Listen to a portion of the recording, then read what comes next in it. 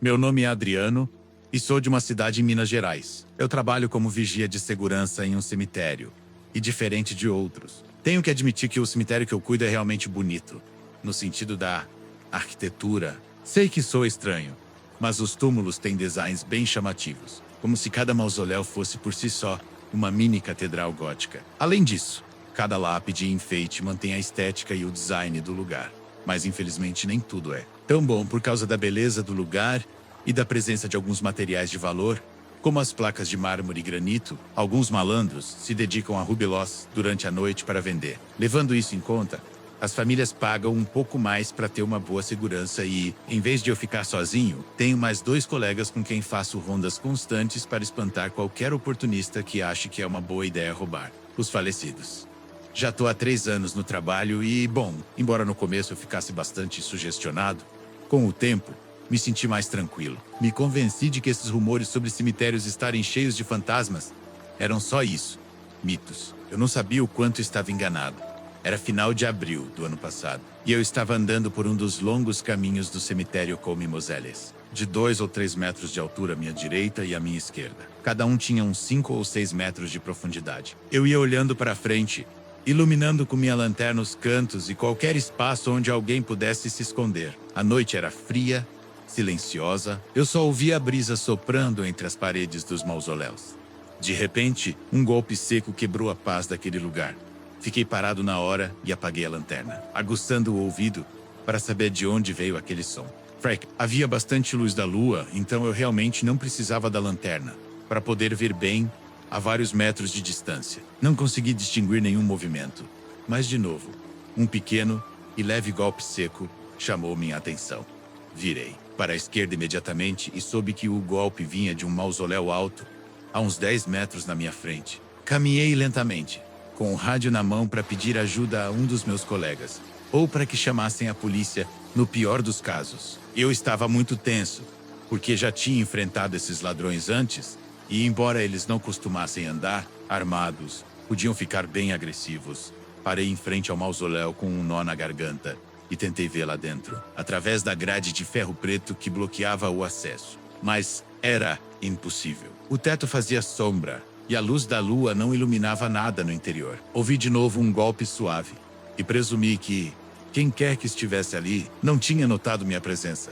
Peguei minha lanterna e me enchi de coragem. O que tá fazendo aí? Parado. Meu grito deve ter se espalhado por todo o cemitério, porque eu disse com toda a minha força. Foi como se eu explodisse, como se com aquele grito eu liberasse todo o medo e a tensão que me oprimiam. Qualquer pessoa distraída teria dado um pulo de susto ao me ouvir e ver uma luz amarela a iluminando de repente.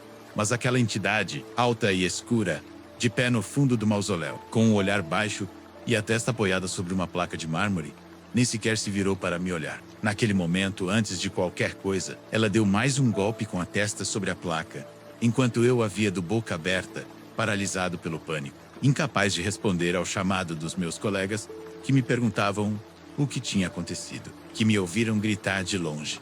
Cada fibra nervosa do meu corpo me fez saber que o que estava na minha frente não era uma pessoa. Fiquei congelado enquanto, pouco a pouco, ela se virava para mim. A lanterna tremia nas minhas mãos, enquanto aquela figura dava passos lentos em direção à saída e apertava com firmeza a grade com umas mãos pálidas e velhas, como se fosse um prisioneiro dentro daquele mausoléu. Ela me encarou. E conseguia focar e não pude distinguir outro traço além de suas mãos. Aquela entidade conseguiu me fazer perder o autocontrole. Eu sentia que minhas pernas derretiam e meus braços ficavam tensos com a cena. E de repente, ela falou: "Abra." A voz daquele ser é difícil de descrever. Era áspera, profunda, como se falasse com o estômago em vez da garganta. Não sei explicar com clareza, mas sei o que senti. O terror mais profundo e intenso que já tive. Deixei cair tudo o que estava nas minhas mãos, lanterna e rádio, e corri. Corri e continuei correndo como um louco, até chegar à entrada oeste do cemitério. Lá estava um dos meus colegas, que tentou me acalmar, embora tenha sido inútil. Durante a hora seguinte, fiquei tremendo de medo dentro da guarita e até vomitei, quando ninguém me viu. Quando finalmente consegui me acalmar, meus 2 colegas estavam reunidos e voltaram a me perguntar o que tinha acontecido. Eu mal consegui explicar o que vi, sem ter outro ataque de pânico. Eles se olharam com preocupação e foram juntos, caminhando naquela direção. Cada minuto esperando que eles chegassem foi de tensão para mim. Vendo a escuridão que me rodeava, temendo que em qualquer esquina, atrás de um túmulo, estivesse aquela entidade de novo, me olhando. No entanto, depois de 15 minutos me ligaram. Ei, Adriano, não tem nada aqui. Senti meu coração despencar. Não porque eu tivesse medo de que não acreditassem em mim, mas porque pensei que aquela coisa tinha conseguido sair. Me encostei na parede da guarita de segurança e fiquei olhando para a porta com nervosismo, enquanto ouvia meus colegas me dizerem que não contariam nada ao chefe, que não me preocupasse. Assim que um deles voltou com meu rádio e minha lanterna, eu tive que voltar ao trabalho. Do Mavantage, continuei caminhando pelo cemitério, embora evitando a todo custo o lugar onde via aquela coisa. Eu prendia a respiração cada vez que passava por um mausoléu e sentia pânico de olhar para o interior daquelas criptas profundas, de iluminá-las e ver que aquele ser estava lá dentro. Eu queria me convencer de que tudo estava resolvido, que nada mais aconteceria. Mas quando ouvi um golpe fraco vários metros atrás de mim, voltei a correr como um louco até chegar ao portão leste, onde estava meu posto. Não me movi de lá até o amanhecer. Sem dúvida, a noite mais longa que já passei naquele trabalho. No dia seguinte, falei com minha namorada sobre o assunto, e ela me convenceu de que poderia ter sido uma brincadeira bem feita por parte dos meus colegas. Eles nunca tinham se mostrado assim. Eram dois homens mais velhos, bastante sérios e maduros.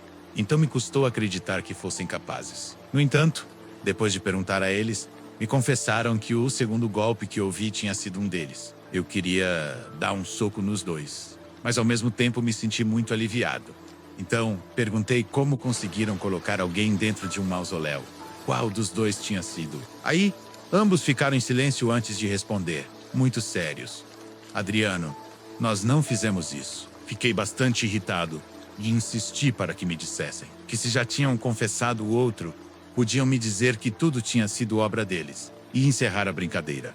Mas não. Ambos juraram por suas filhas e netos que não planejaram aquilo, que ao chegar, encontraram meu rádio e minha lanterna jogados no chão, no meio de vários mausoléus vazios. Revisaram todos, mas não viram nada de estranho. Então acreditaram que eu tinha imaginado, que fiquei sugestionado, que depois de 2 anos, finalmente minha imaginação me havia traído.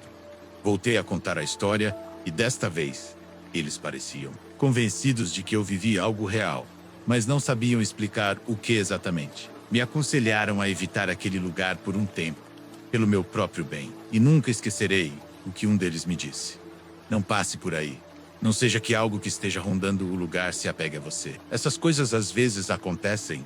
Neste negócio, naquela noite, trabalhei de forma bastante rotineira, ouvindo golpes fracos e distantes no mármore. Especificamente naquele mausoléu que eu podia ver à distância da minha guarita.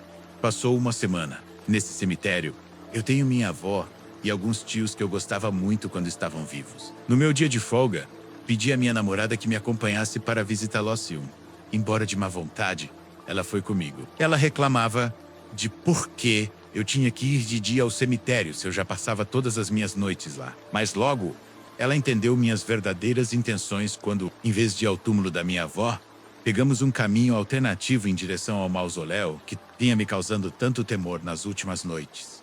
Chegamos, e com minha lanterna, iluminei o interior. Estava vazio.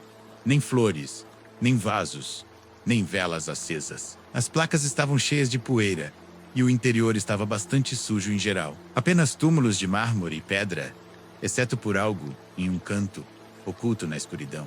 Uma pilha de ossos, amarelados, de tamanho bastante pequeno. Minha namorada deve ter sentido algo muito ruim, porque recuou imediatamente e me disse para contatar a administração e que limpassem aquele túmulo o mais rápido possível. Eu perguntei por que ela ficou tão nervosa, mas ela não me deu detalhes até sairmos do cemitério. Ela me disse que, muito provavelmente, aqueles ossos no canto, embora pequenos e escassos, eram de uma pessoa. Eu a ouvi e avisei a administração sobre aquilo. Não sei o que fizeram depois, mas quando voltei a passar, 2 dias depois, o barulhinho fraco sobre as placas havia cessado e os ossos desapareceram. O mausoléu estava limpo e eu fiquei com essa história para toda a vida. Não tenho ideia de como aqueles ossos amarelados puderam chegar ao interior daquele mausoléu sem que quebrassem a grade, Mas sem dúvida, algo estava ligado a eles. E alguma pessoa, por boas ou más intenções, os colocou ali para se livrar deles. Espero nunca mais ter que viver algo assim. Mas, como meu colega me disse, essas coisas às vezes acontecem neste negócio. Meu nome é Júlio e sou jardineiro em um cemitério. Meu trabalho consiste em manter as áreas comuns limpas de mato, garantir que a grama esteja sempre curta e que as flores que enfeitam os caminhos estejam bonitas. Isso, claro, quando os visitantes não as arrancam para colocar nos túmulos de seus parentes. Enfim, passo mais tempo replantando flores do que cuidando delas. E no outono, a única coisa que faço é varrer folhas. Coisas do ofício. Minha família se mudou para o Brasil quando eu tinha uns 5 anos, lá por 2008. E desde então vivemos em uma cidade serrana, em Santa Catarina. Não quero dizer o endereço exato, mas é um lugar muito bonito e bastante afastado, rodeado por matas e tudo mais. O cemitério é comum, estilo de filme, com árvores ao redor. Muitas lápides ovais com cruzes gravadas e frases curtas. Longe de ser um lugar assustador, parece um parque, com amplas áreas para as famílias se reunirem, por ser um trabalho diurno. Nunca me preocupei em ver fantasmas, aparições, nem ouvi barulhos que consideraria estranhos. Ou melhor, minha ignorância me levou a ignorar as coisas misteriosas que eu via, e muitas vezes presumi que aquilo que observava à distância não era mais do que outro visitante. Mas eu estava enganado. Passei horas pensando em como contar esta história. E acho que o melhor é começar do início. Fiz 18 anos em 2021 e queria encontrar um trabalho rápido para poder comprar um carro novo, sair com minha namorada e tudo isso. Quando soube que havia uma vaga como ajudante de jardinagem no cemitério, nos arredores da cidade. Fui lá imediatamente, rezando para que ninguém pegasse o trabalho antes de mim. Para minha surpresa, as superstições evitaram que outros se candidatassem e eu fui selecionado quase de imediato. Era pleno verão e eu estava entusiasmado. Um jardineiro velho chamado Haroldo me ensinou o que sabia. Ele era muito quieto, mas me ajudava e era amável. Não tinha do que reclamar. Um dia qualquer, enquanto via uns poucos visitantes irem e virem, notei algo que me chamou a atenção. Muito longe, em uma parte desocupada do cemitério, havia alguém pulando, ou melhor, dançando. Perguntei a Haroldo sobre isso, e com a indiferença que sempre o caracterizou, ele me disse: não preste atenção, daqui a pouco ela some. E eu aprendi bem rápido que buscar mais respostas do que o necessário com Haroldo não dava bons resultados. Assumi que era uma garota que ia àquele lugar para praticar seus passos de dança e deixei para lá. Como eu disse antes, aquele cemitério era um lugar natural bastante bonito. E fazia sentido que, se você conseguisse ignorar o fato de que era um cemitério, pudesse aproveitar o momento em um lugar tranquilo junto à natureza, sem música, nem muitas pessoas. Durante todo o verão e parte do outono, continuei a vê-la, sempre à distância, dançando entre árvores e túmulos afastados, onde ninguém ia. Senti curiosidade e, em mais de uma ocasião, me aproximei com cuidado para vê-la melhor ou talvez para cumprimentá-la. Mas era impossível. Quando eu pensava que já estava perto dela, na verdade, ela já tinha ido embora. Um dia de outono, Haroldo notou isso e, com um tom bastante sério, me disse para não segui-la, para não tentar persegui-la. Eu não me atrevi a contrariá-lo nem a pedir uma explicação. Simplesmente assenti. E aí terminou essa história. Durante 2 anos, continuei trabalhando como seu assistente, até que Haroldo se aposentou e eu fui promovido a jardineiro. A prefeitura contratou um novo assistente e continuei trabalhando. De vez em quando, eu ouvia risadinhas, passos, ecos distantes de gargalhadas e até música clássica, mas presumi de imediato que eram os visitantes. A única coisa que realmente conseguia chamar minha atenção era ver a bailarina dando saltos entre túmulos e árvores dispersas. Perguntei por ela a alguns funcionários e a administração, mas ninguém me deu uma resposta satisfatória. Admitiam tê-la visto uma vez ou outra, mas não sabiam nada sobre ela, exceto que nunca a viam sair pelo portão principal. Só quando tive a oportunidade de falar com o vigia da noite, foi que alguém me disse algo interessante. Essa garota sempre esteve aqui, mas já ninguém se lembra. Quando eu era pequeno, meu avô me contou uma história de terror sobre uma mulher que dançava entre os túmulos e que, se você a perseguisse, ela te pegaria pelas pernas e te puxaria para sua cova. O vigia era um homem mais velho, talvez da idade de Haroldo. Então soube que tanto ele quanto Haroldo deviam estar cientes de uma lenda que eu desconhecia. Agora, a verdade é que sou o tipo de pessoa que gosta de histórias de fantasmas. Horror. Isso. Consumo qualquer conteúdo de terror que encontro. Mas o conteúdo que mais gosto, de longe, é o de histórias reais. As lendas, aqueles contos de estrada que passam de geração em geração até se perderem. Por isso, mais de uma vez, me pus a investigar em bibliotecas e registros, sucessos do passado, velhas lendas e coisas do tipo. É um passatempo inofensivo, algo que faço de vez em quando para matar a curiosidade. E na maioria das vezes não encontro nada em particular. Imaginem minha surpresa quando descobri que, no mesmo cemitério onde trabalho nos últimos anos, existe uma lenda local muito peculiar que foi sendo esquecida com o passar dos anos. Para mim, sempre foi um lugar silencioso, pacífico. Mas, há uns 90 anos, o local carregava uma lenda estranha. Muitos visitantes diziam ter visto alguém dançando entre os túmulos. Uma moça jovem se movendo entre as lápides, fazendo giros e saltos, como se fosse uma bailarina de balé. Claro, todo mundo se escandalizou na época. Como ela se atrevia a dançar entre os túmulos dos defuntos? Aquilo era um excesso, uma falta de respeito. Mas quando as autoridades tentavam alcançá-la para tirá-la do cemitério, ela costumava desaparecer entre as matas circundantes. Pouco a pouco, cresceu a lenda da alma penada de uma bailarina de balé.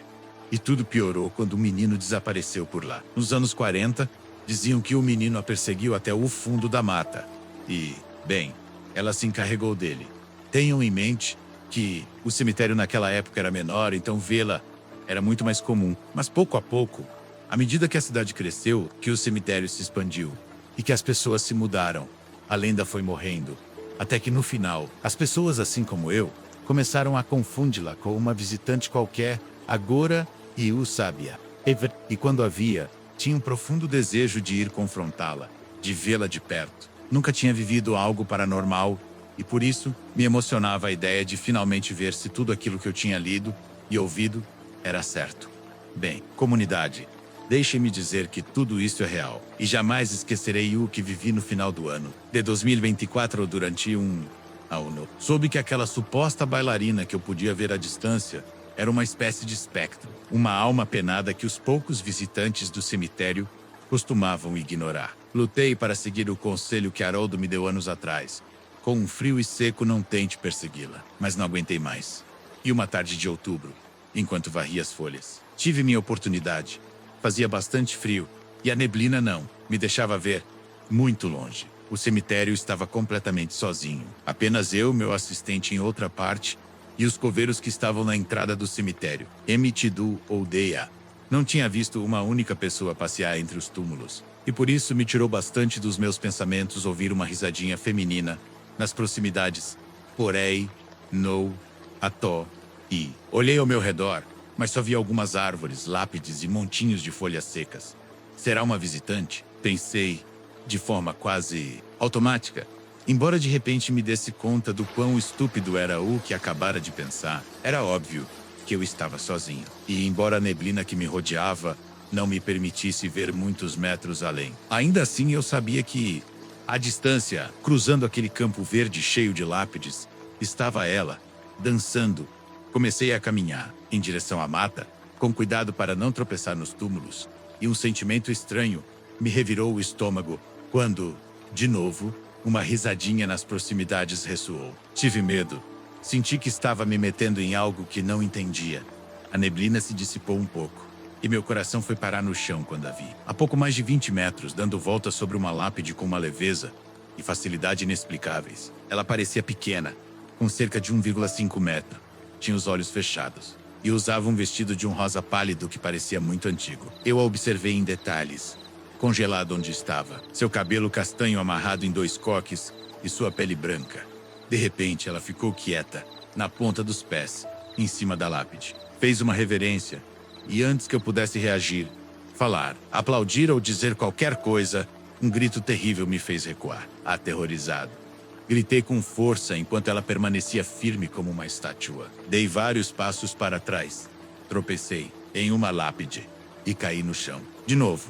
O silêncio tomou conta daquele cemitério, e eu fiquei ali, jogado, olhando para o céu enquanto escurecia, com medo de me mover. A ideia de que qualquer coisa que eu fizesse provocaria um grito daquele. Espectro me aterrorizava. Mas após alguns segundos, Me decidi. Voltei a olhar para frente, e ela já não estava sobre a lápide. Levantei-me com cautela, olhando ao redor, caso aquilo tivesse sido apenas uma brincadeira da administração ou dos coveiros, que geralmente tinham um humor bastante pesado. Não, ninguém estava naquela área, exceto eu. E ela, que me via fixamente de trás de uma árvore na mata, não deixou de me ver, e eu não me atrevi a me mover até que a neblina a envolveu.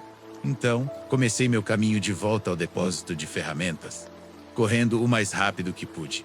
Não contei nada a ninguém no início porque, bem, digamos que meus amigos e familiares são bastante céticos, ao nível de terem pensado em me levar ao médico para fazer uma tomografia. No entanto, quando tive a oportunidade de falar com o vigia da noite, contei tudo o que tinha visto. Ele não pareceu surpreso e me confirmou que o que fiz foi uma imprudência. Você não sabe que tipo de espírito é, nem que intenções tem, ou qual é a pena que a mantém neste mundo. Não atente a fazer nada com você. Infelizmente, não voltei a ver Haroldo, mas suponho que ele me teria dito o mesmo. Desde então, continuo trabalhando no cemitério e nunca mais segui a bailarina. Também não espalhei a história pela cidade, e esta é a primeira vez que a conto.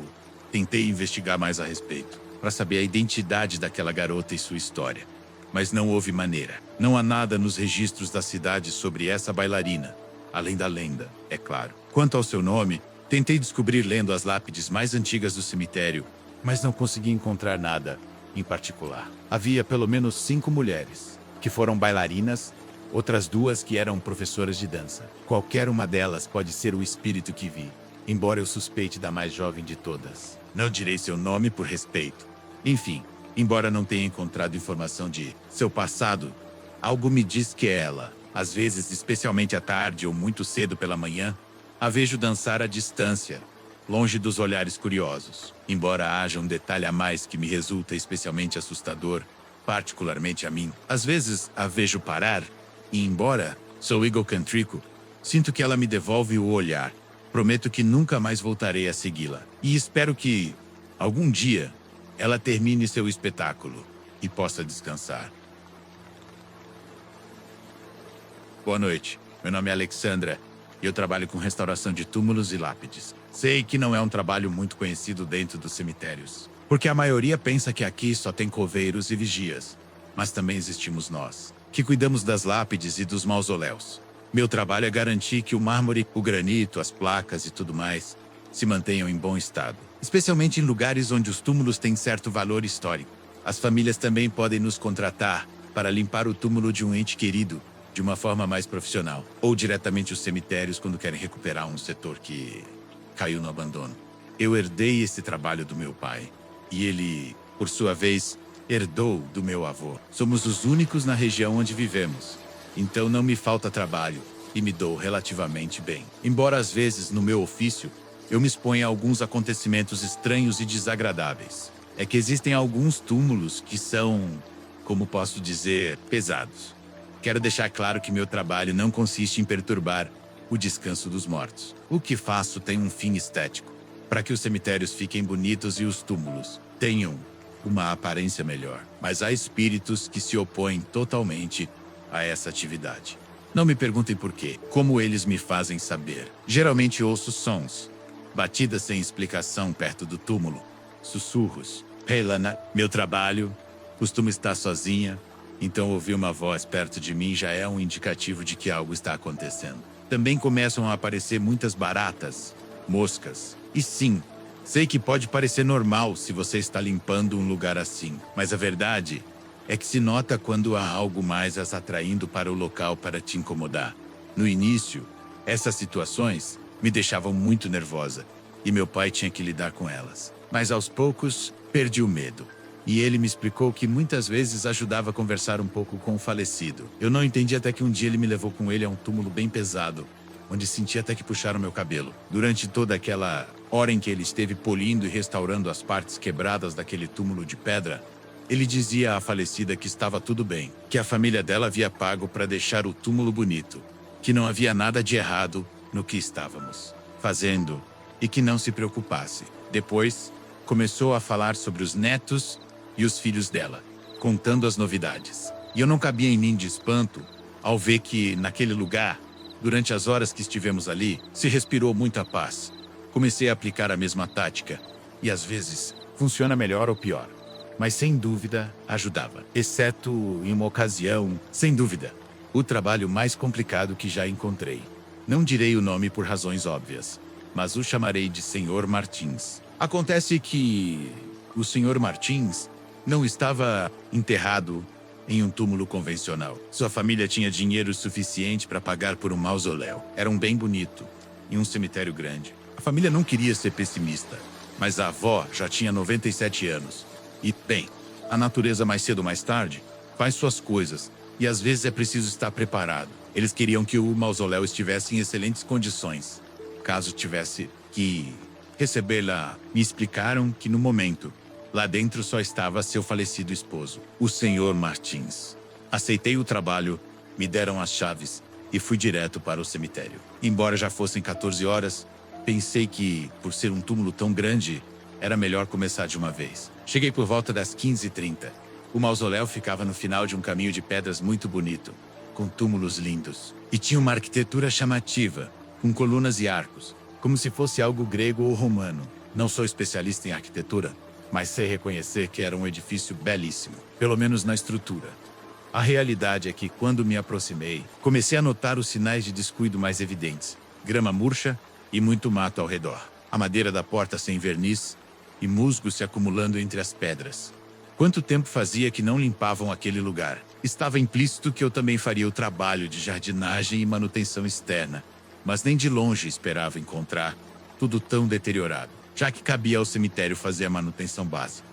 Voltei ao escritório da administração e só obtive respostas evasivas. Não souberam me explicar por que os encarregados de jardinagem e limpeza sempre evitavam aquele lugar. Logo descobri o porquê. Voltei a percorrer aquele caminho com todos os meus materiais de trabalho. Vassouras, produtos de limpeza, seicós do lixo. Abri a porta do mausoléu com uma máscara no rosto e... Deus sabe que não foi intencional nem quis. Cera dramática. Era pleno julho, 16 horas da tarde, e fazia calor. Mas assim que consegui que aquelas dobradiças enferrujadas cedessem, senti uma corrente de ar gelado me atingir, que me tirou o fôlego e me fez cambalear. Me recompus rápido, embora não entendesse por que fazia tanto frio lá dentro. Tentei acender a luz, porque sim, em teoria, o mausoléu estava conectado à rede elétrica do cemitério, mas não me surpreendeu que não funcionasse. Outra coisa para reclamar com a administração, mas me resignei a faz-clow no dia seguinte. Peguei meu celular, liguei a lanterna e aquilo era terrível. Poeira e teias de aranha como eu nunca tinha visto na vida. O mausoléu media uns 15 metros de profundidade por uns 9 de largura. Tinha até bancos de pedra para os visitantes se sentarem e vasos para colocar flores e tudo mais. Mas Daiser Kill, as coisas estavam em péssimo estado seria pouco. Os vasos estavam quebrados no chão e as luzes do teto estavam arrancadas, penduradas com dificuldade por um fio. Isso explicava a falta de luz. Lá no fundo, podia distinguir o que suponho que um dia foram flores e no centro do mausoléu, um nicho de mármore. Levei cerca de 1 hora para abrir caminho entre todas as teias de aranha, atenta para que nada me picasse, e confirmei identidade do único hóspede daquele mausoléu, Antônio Martins. Querido esposo, pai e irmão. A placa de bronze e prata tinha uma gravação bastante bonita, embora o epitáfio fosse breve e sem sentimento. A foto, por outro lado, demonstrava de certa forma o caráter do meu cliente. Frio, sério, inexpressivo, coloquei minha mão sobre a placa de mármore e, de repente, senti o que só posso descrever como um choque elétrico. Dos calcanhares até a base do pescoço, como se tivessem encostado um fio elétrico nas minhas costas. Soltei a placa de mármore e me virei rápido para a entrada do mausoléu. Escondido atrás da porta, mostrando apenas a cabeça e a mão, vi alguém me vigiando. Embora estivesse contra a luz e eu não pudesse distinguir quem era, cumprimentei, em voz alta, pensando que talvez fosse um funcionário ou um visitante. Mas assim que saí, não havia ninguém. Naquele momento, suspirei e só pedi a Deus que este não fosse um daqueles trabalhos pesados. Terminei de abrir as portas para que entrasse toda a luz solar possível. E, como me restava pouco tempo, comecei a varrer a poeira e os vasos quebrados. Recolhi tudo nos sacos e, quando terminei, já eram 18 horas. Um guarda me gritou, sem se aproximar do mausoléu, que estavam retirando os visitantes. Fechei o mausoléu com chave e fui para casa. Voltei bem cedo pela manhã, com lanternas para iluminar bem o lugar, e avisei a família que teriam que contratar um eletricista. Estava disposta a deixar aquele lugar impecável, já que me pagaram. Bem, levei até óleo para que a tarefa de abrir e fechar as portas não fosse tão pesada. É engraçado, mas o primeiro mau sinal daquele longo e tortuoso dia foi que, mesmo com óleo, as dobradiças das portas resistiram. Eu até diria que se opuseram mais do que no dia anterior. E como estava o interior do mausoléu? Para meu horror, alguém, ou melhor, algo, havia coberto de poeira e terra o chão daquele lugar, tal como o encontrei um dia antes. Senti meu coração despencar e assenti lentamente, aceitando que esse trabalho seria mais complicado do que deveria. No entanto, eu ainda tinha uma solução. Comecei a falar com o Sr. Martins, como meu pai me ensinou. Disse que queria limpar seu mausoléu, porque sua família queria voltar a visitá-lo, que eu era apenas uma convidada e tudo mais. Enquanto varria novamente a bagunça e começava a visualizar os lugares mais deteriorados. Pensei que ele estava sendo receptivo, porque por algumas horas não tive nenhum inconveniente. Mas em um momento em que saí para pegar o lava-jato, vi uma sombra se mover no interior. E meu instinto me fez saber que, apesar do meu tom amável e das minhas boas intenções, eu não estava sendo bem-vinda. As dobradiças das portas rangeram e um sussurro profundo e gutural ecoou por aquele longo mausoléu. Não vou mentir. Não entendi o que disse, mas sei que não foram palavras amáveis. Repensei bastante se deveria continuar com aquele trabalho ou não. Mas já estava no local e pelo menos faria todo o trabalho de jardinagem possível. Comecei a podar a grama, reguei.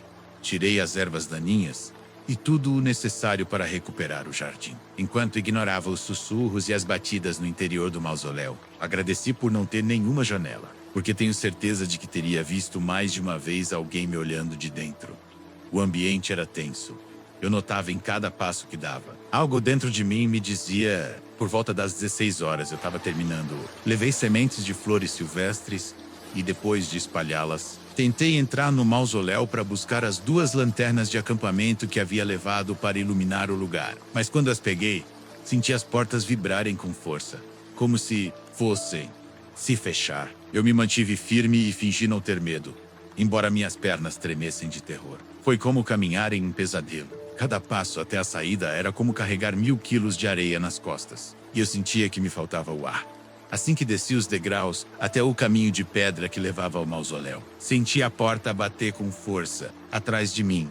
E as lanternas estavam queimadas. Cada pequeno LED destruído. Não sei como consegui me controlar para não chorar. Peguei todo o meu equipamento e fui embora daquele lugar horrível, entendendo muito tarde um detalhe de vital importância. Aquele lugar tinha anos de abandono e, muito provavelmente, a família sabia de algo que não estava me contando. Na manhã seguinte, liguei para meu contato da família, um filho do Sr. Martins, a quem chamarei de Henrique. Era um homem maduro, uns 20 anos mais velho que eu, sério e bastante reservado. Temi que ele não acreditasse em mim, mas assim que tentei falar com ele, ele previu instantaneamente por que eu estava ligando. Ele não te deixou limpar. Verdade. Fiquei muda por um instante e perguntei se podia visitá-lo. Ele disse que eu era bem-vinda quando quisesse. E fui dirigindo diretamente para lá. Ele me recebeu de bom grado e comecei a explicar por quê. Me era impossível terminar o trabalho que ele havia me encomendado. Prometi um reembolso de 70%, já que só pude fazer o trabalho de jardinagem e manutenção fora do mausoléu. Mas ele foi muito generoso e me disse que não era minha culpa. E me confessou uma história familiar difícil de acreditar. Não entrarei em detalhes, porque essa já não é minha história e não me cabe divulgá-la. Mas o Sr. Martins era perverso, impiedoso e cruel. Algo muito bom para acumular riqueza, mas terrível para a família. Ou a que o parrez. Sua personalidade transcendeu a morte. E nos últimos 30 anos, ele repeliu de forma mesquinha qualquer familiar que visitasse o mausoléu, impedindo que o limpassem ou que alguém fizesse manutenção. Eventualmente eles se renderam, embora não soubessem que os encarregados do cemitério também haviam abandonado aquela tarefa. Por isso me enviaram, na esperança de que uma desconhecida não despertasse o ódio do Sr. Martins. Infelizmente se equivocaram. Eu me atrevi a propor que enviassem seus restos para outro lugar e, embora felizmente o Sr. Henrique não tenha mal interpretado as intenções da minha ideia nem se ofendido, ele me disse que isso era impossível. O Sr. Martins estava pegado àquele lugar e tirá-lo de lá. Bom, era provável que ele voltasse para a casa da família ou que perseguisse algum membro da família. O melhor era deixá-lo ali, deixá-lo em paz, em solidão, como sempre quis estar. Quanto a Els, buscariam outro lugar para colocar os restos de seus entes queridos quando chegasse o momento adequado.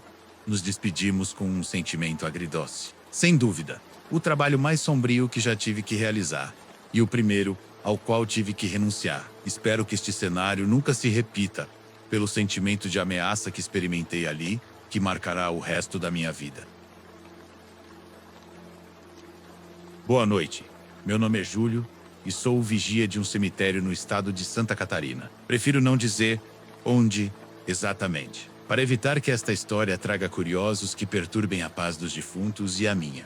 É claro, trabalho aqui há uns 10 anos e a verdade é um trabalho bastante tranquilo e relaxante. Muitas pessoas acreditam que nos cemitérios acontecem muitos eventos sobrenaturais relacionados com os restos das pessoas que aqui descansam. E, embora eu não possa negar, que às vezes chegam o que gosto de chamar de espíritos bagunceiros. Não é nem de perto algo comum, nem que aconteça por muito tempo. Nas poucas vezes que aconteceu, as almas dos defuntos mal se fazem notar, costumam se acalmar com o passar dos meses, e a atividade paranormal cessa pouco a pouco. Claro, tudo isso eu conto da minha experiência pessoal. No entanto, não posso negar que nos cemitérios acontecem coisas estranhas. E é aqui que minha história se encaixa. Há uns 7 ou 6 anos, um bando de corvos foi tomando conta do cemitério. Eles descansam nas árvores dos arredores e nas áreas verdes. Em geral, não fazem nada de incômodo. Na verdade, notei que costumam comer os bichos que entram no cemitério, como baratas e até ratos. Sim, são bastante inteligentes e, de fato, podem caçar. Os visitantes não ficam muito contentes com a presença deles, porque os veem como sinal de má sorte. Mas eu gosto deles, e por sorte, a prefeitura nunca fez nada para espantá-los. Enquanto fazia minhas rondas à noite, atento para que ninguém tivesse pulado o muro e estivesse dentro do cemitério, eu podia vê-los de relance, parados sobre cruzes, lápides e mausoléus, com seus olhos brilhantes fixos em mim. São só corvos, ou pelo menos era o que eu acreditava. A primeira vez que os ouvi falar foi em uma noite, acho que em dezembro de 2019.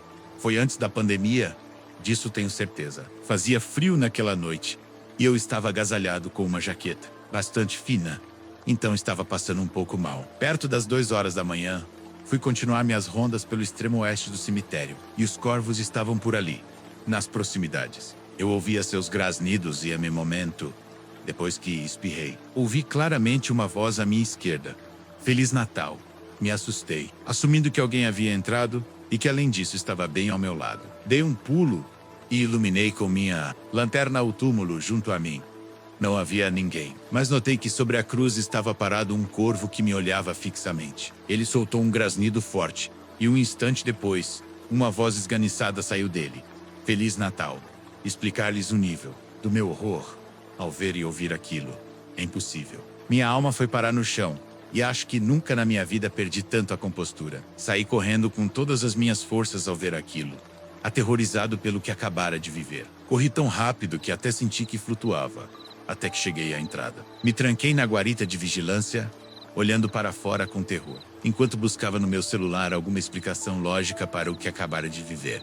Bom, depois de uma busca rápida na internet, descobri que os corvos podem aprender a falar, ou melhor, podem aprender a imitar sons, palavras, frases curtas. Isso me fez sentir um pouco mais tranquilo. Talvez aquele corvo tenha ouvido várias pessoas repetirem isso. Embora o mais comum seja que aprendam a falar em cativeiro, não era impossível que uns corvos de cemitério aprendessem a falar se ouvissem constantemente os visitantes. Me acalmei e 1 hora depois voltei a sair. Passei em frente a vários túmulos e corvos, mas não ouvi uma única palavra a mais. Semanas depois, por volta das 20 horas, quando começava meu turno, fiquei conversando com um guarda do turno da tarde e contei o que me havia acontecido. Ele riu, porque não sabia que isso podia acontecer. À noite, de novo, estava fria e eu estava fazendo minha última ronda para tirar qualquer visitante atrasado. Havia neblina e, como sempre, os corvos iam aparecendo pouco a pouco. A neblina não me deixava ver bem, mas a lanterna era potente. No entanto, naquela tarde, Eu senti algo estranho, como medo. Estava inquieto e com a sensação profunda de que algo estava para acontecer. Ouvi o bater de asas de uma ave, como se pousasse sobre um dos túmulos. Que frio! De novo, um daqueles corvos estava falando. Me mantive firme para não sair correndo. E fiquei olhando para ele atentamente, tentando identificar algum traço que me permitisse saber se aquele corvo era o mesmo da última vez. Enquanto isso, ele me devolvia o olhar, girando a cabeça de vez em quando. Suspirei, entendendo que era só um animal, e a modo de brincadeira, respondi: sim, que frio. Comecei a ficar nervoso e segui caminhando pelo caminho, tentando ignorar tudo o que aquele corvo grasnava à medida que me afastava. Já não restava ninguém no cemitério, e embora eu tivesse me convencido de que eram apenas animais que haviam aprendido a imitar expressões humanas, comecei a me sentir um tanto nervoso quando tinha que fazer as rondas. Naquela mesma noite, por volta da 1 hora da madrugada, saí da guarita de vigilância e me adentrei por um dos caminhos, olhando entre os túmulos, como sempre, grasnidos e bater de asas à distância. E de novo, um corvo falando, mas desta vez sobre o mausoléu. Perdão, me desculpe, Sofia, disse o corvo. Me custa descrever o quão tenso aquele momento me deixou e a ansiedade que senti quando, de novo, vi o corvo com seus olhos brilhantes fixos sobre mim. Avancei mais rápido e alguns minutos depois, outra vez. Não me deixem, não me deixem. Um corvo sobre um túmulo repetia a mesma súplica. Lembrei do que havia lido na internet e entendi que aquilo eram palavras que eles tinham estado ouvindo. De alguém tinham estado aprendendo tudo aquilo. Mas de quem? Quem passava tanto tempo no cemitério, a ponto de ensinar aos corvos uma gama tão ampla de palavras e expressões? A resposta à minha pergunta chegou poucos dias depois. Eu havia chegado cedo uma tarde e fiquei na entrada, conversando com um colega que trabalhava fazendo as gravações. O chamarei de Davi. Em um momento, uma família atrasada ia saindo.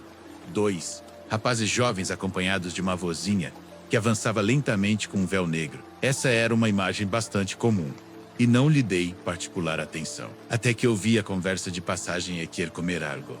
Abô Sofia, o que você quiser, dos jovens. Assumo que seu neto tentava animá-la com comida, embora ela não parecesse prestar atenção. Eu, no entanto, fiquei olhando para eles com certo espanto, lembrando com clareza o que tinha ouvido os corvos dizerem alguns dias antes. Davi notou e me perguntou o que estava acontecendo. Contei tudo com riqueza de detalhes, e ele me confirmou que o mausoléu, sobre o qual vi aquele corvo que gritava, "Me desculpe, Sofia", pertencia àquela família. Embora o primeiro familiar que enterraram ali dentro tenha sido o esposo daquela mulher, foi muito recente, e por isso a senhora ia todos os dias, embora eu nunca a visse, porque costumavam ir embora mais cedo. Fiquei sozinho um tempo depois, pensando no que acabara de ouvir. Saí para dar minha ronda como sempre e ouvi os corvos grasnarem à distância. Palavras soltas. Gosto, Feliz Natal, escuro. Ficou evidente para mim o que estava acontecendo. E terminei de confirmar quando ouvi um corvo grasnar sobre o mausoléu. Me desculpe, Sofia. Os corvos não eram monstros nem demônios. São apenas animais muito inteligentes que estavam repetindo o que ouviam. Palavras do além que raramente nós, humanos, podemos ouvir. Seus grasnidos repetem com entusiasmo que os espíritos clamam desde o túmulo. Seus lamentos, seus desejos, o sentimento de tristeza, solidão ou arrependimento de muitos, e até mesmo as piadas e as zombarias de outros. Pelas tardes e manhãs, os corvos guardam silêncio, seguramente porque não ouvem as vozes dos defuntos. Então entendo que só respondem a essas vozes durante a noite. Na última metade da década em que trabalhei aqui, me acostumei a ouvi-los dizer qualquer quantidade de coisas. Nunca falam de mim, nem se referiram a mim, exceto uma vez, em meados de fevereiro do ano passado. Estava congelando e, de novo, cometi o erro de não me agasalhar bem. Passei junto a um túmulo bastante recente e um corvo grasnou das proximidades. Agasalhe-se, agasalhe-se. Aquilo foi muita coincidência, e eu não acredito em coincidências. Alguém estava me vendo, e o corvo serviu como ponte entre nós dois. Nunca mais esqueci minha jaqueta quando fazia frio. Sem dúvida, são animais bastante inteligentes e misteriosos, capazes de ver, ouvir e sentir coisas que eu não consigo. Isso me permitiu saber que, apesar da calma que se respira em um cemitério à noite, A realidade é que nem todo momento há gente que chora, gente que fala e gente que, mesmo que por um breve período de tempo, está ali, no cemitério, me vendo passar enquanto faço a guarda.